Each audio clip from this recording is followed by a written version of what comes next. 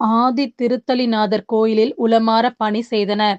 சிவகங்கை மாவட்டம் திருப்பத்தூர் ஆதி திருத்தலிநாதர் கோயிலில் national academy சமுதாய கல்லூரி மாணவிகள் வருடந்தோறும் சிறப்பாக உளமாற பணி மேற்கொள்வார். வருகின்ற ஞாயிற்றுக்கிழமை சிவராத்திரி வருகிறது. அதையொட்டி ஆதி திருத்தலிநாதர் கோயிலில் நேஷனல் அகாடமி கல்லூரி மாணவிகள் கோயிலை சுற்றிலும் புதர்போல் மண்டி கிடந்த செடிகளை மற்றும் புற்களை மண்வெட்டி கொண்டு அகற்றினர்.